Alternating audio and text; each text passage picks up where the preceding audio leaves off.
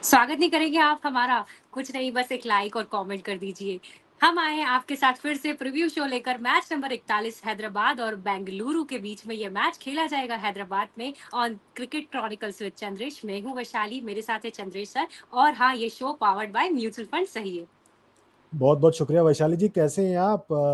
तैयार हैं इस मुकाबले के लिए जिसमें एक ऐसी टीम जो बल्ले से खामोश ही नहीं होती और एक ऐसी टीम जो गेंद से कभी खामोश नहीं कर पाती टीमों को। बिल्कुल।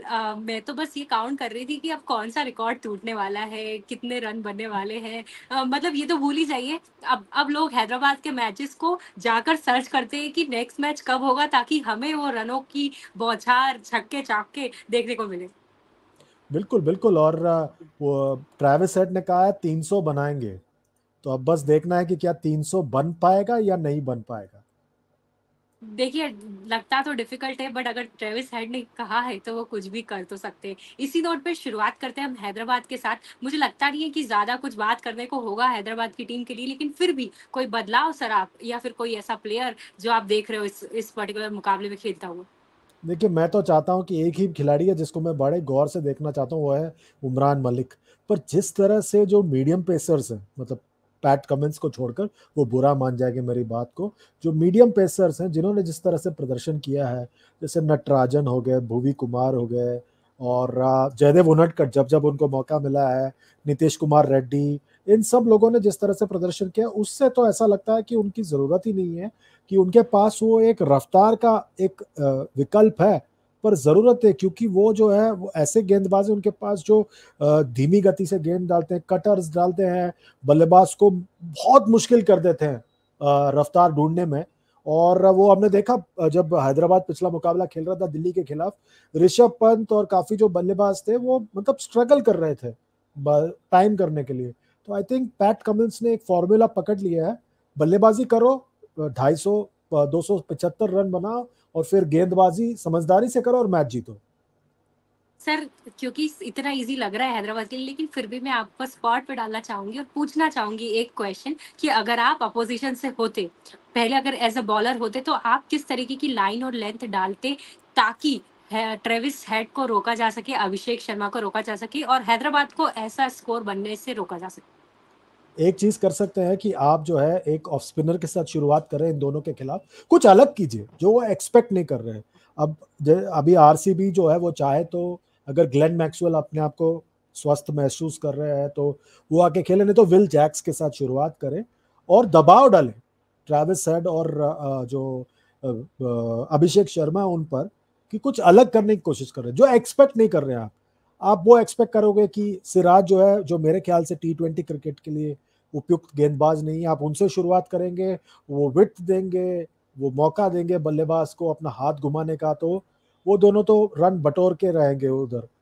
कुछ मुश्किल कर दीजिए उनको कि पेस ना मिले उनको बल्लेबाजी करते वक्त। और अगर वो चाहते हैं कि पहले बल्लेबाजी करके रन बनाए, तो आप ऐसा कीजिए कि आप बल्लेबाजी कीजिए और दबाव डालिए। मुझे पता है आरसीबी की गेंदबाजी चली नहीं अब तक, पर पता नहीं क्यों ऐसा लगता है कि शायद अगर वो कुछ अलग करने की कोशिश करे, उस चक्कर में कहीं ना कहीं सनराइजर्स हैदराबाद अपना जो ट्रैक से भटक जाए। और मैंने ऐसा थोड़ा जितना भी मैंने पढ़ा है या ऐसा समझा है, तो मुझे ऐसा लगता है कि आप उनके खिलाफ, ट्रेविस हेड के खिलाफ यॉर्कर्स भी यूज कर सकते हैं। और अगर पेस से बॉल जाती है, लेंथ बॉल, तो शायद थोड़ा सा फंसते हुए नजर आते हैं। तो सर, इसके अलावा कोई बदलाव जैसा आप बोल रहे हैं नहीं एक्सपेक्ट कर रहे हैं, तो आप बता दीजिए फिर players to watch out for. देखिए, मैं तो चाहूंगा कि आपने पेस की बात की तो उमरान मलिक का इस्तेमाल कीजिए शुरुआत में, उमरान मलिक से डाल के देखिए, क्या पता काम चल जाए। मतलब एज एन उमरान मलिक तो हैदराबाद में, पर मैं क्या पता वो विराट कोहली के खिलाफ अपना जादू बिखेरे और उनको बाद में अपने मीडियम पेसर की उतनी ज्यादा जरूरत नहीं होगी। बदलाव का मुझे नहीं लगता कोई है कोई मौका। मैं चाहता कि मैं एडन मार्करम को बाहर बिठाकर मैं ग्लेन फिलिप्स को खिलाऊं सनराइजर्स की जहां तक बात है, क्योंकि ग्लेन फिलिप्स ऐसे खिलाड़ी वो तीन चीज कर सकते हैं, कीपिंग कर सकते हैं, लेग स्पिन ऑफ स्पिन कर सकते हैं, और फील्ड में तो वो +30-40 हैं। वो कहीं से भी ऐसा सुपरमैन की तरह डाइव कर कैच पकड़ सकते हैं, गेंद को रोक सकते हैं। तो मेरे ख्याल से वो एक ही बदलाव मुझे नजर आ रहा है जो कर सकते हैं अपने लाइनअप में। हाँ, अगर वो चाहते हैं कि और कोई बदलाव हो, तो मेरे तरफ से, अगर वो मेरे तरफ देखे, डैनियल वेटोरी तो मैं कहूंगा कि उमरान मलिक को खिलाइए किसी तरह। Players to watch out for? Players to watch out for तो मेरे ख्याल से ट्रेविस हेड और अभिषेक शर्मा तो प्लेयर टू वॉच आउट है ही। और तीसरे खिलाड़ी मेरे लिए वो है भुवी, क्योंकि मुझे लग रहा है इस सीजन भुवनेश्वर कुमार ने चुपचाप गेंदबाजी की है, कोई तमाशा नहीं हुआ उनके रफ्तार को लेकर। उनकी गति थोड़ी बढ़ी हुई नजर आ रही है, फिर एक बार डोमेस्टिक क्रिकेट में रणजी ट्रॉफी खेल कर आ रहे हैं, उसका असर नजर आ रहा है। और उसी की वजह से जो है शुरुआत में समझदारी से गेंदबाजी कर रहे हैं, जो हैदराबाद कर रहे हैं बाकी टीमों के साथ, वो हैदराबाद के खिलाफ भी हो सकते हैं, पर भुवनेश्वर कुमार ने अपनी गेंदबाजी से बल्लेबाजों को रोक के रखा है, और ये उनका पूरा पूरा उनको श्रेय जाता है इस बात के लिए। बिल्कुल, और आगे बढ़ते हैं और बात कर लेते हैं हम आरसीबी की, जो सारे अपने अस्त्र शस्त्र तंत्र मंत्र अपना चुकी है, प्लेइंग 11 में बदलाव कर चुकी है। अभी भी शायद किसी लोगों को मौका दिया जा सकता है, बट स्टिल क्या करे कि कुछ तो मैच जीते, और वो भी आप अब ऐसी टीम के अगेंस्ट आ गए हो जो माइटी नजर आ रही है, माइटी एसआरएच। क्या लगता है सर, क्या करना चाहेगी बैंगलोर? आई थिंक बैंगलोर जो है मतलब अनलक्की रही थी, मतलब उनको केकेआर के खिलाफ जीतना चाहिए था मुकाबला, और मेरे ख्याल से उन्होंने एक बहुत सुनहरा मौका गवा दिया उस मुकाबले में। आई थिंक ऐसा मौका उनको बार बार नहीं मिलेगा, और उसके उसके लिए वो खुद जिम्मेदार है। और ये जैसे मैं कहता हूँ जैसे पंजाब के साथ हो रहा है, वही इनके साथ भी हो रहा है। जीतना एक आदत है, हारना उससे भी बड़ी बुरी आदत है। और जब आप हारते रहते हो ना, आपको पता नहीं होता कैसे जीतना है, और इस फॉर्मेट में तो और भी ज्यादा खराब है, क्योंकि वो एक मोमेंटम बन जाता है जो खराब हो जाता है। तो आई थिंक दैट कहीं ना कहीं आरसीबी उस चीज से इस वक्त ग्रस्त है, उनको पता नहीं कैसे जीतना है। और ऐसा लग रहा है कि वो काफी बार सोच रहे कि बाद में आके दिनेश कार्तिक कर ही देंगे, काफी बल्लेबाज अब पीछे डीके आएगा, वो कर लेगा, संभाल लेगा। 25 बॉल में 60 बनाना है, 70 बनाना है, डीके बना लेगा। पर अकेले डीके से तो नहीं हो सकता ना, बाकियों को भी अपना कंट्रीब्यूट करना। पिछले मुकाबले में जरूर रजत पाटीदार और विल जैक्स और सुयश प्रभु देसाई सब ने कंट्रीब्यूट किया, पर कहीं ना कहीं बस एक रन की बात है, मतलब वो करीब आ रहे। उसके पहले वाले मुकाबले में भी देखे, उन्होंने डट कर सामना किया, 288 का टारगेट था, फिर भी उन्होंने डट कर सामना किया था इसी सनराइजर्स हैदराबाद के खिलाफ। तो मतलब वो करीब आ रहे हैं, पर बस वो पड़ाव पार करने की बात है।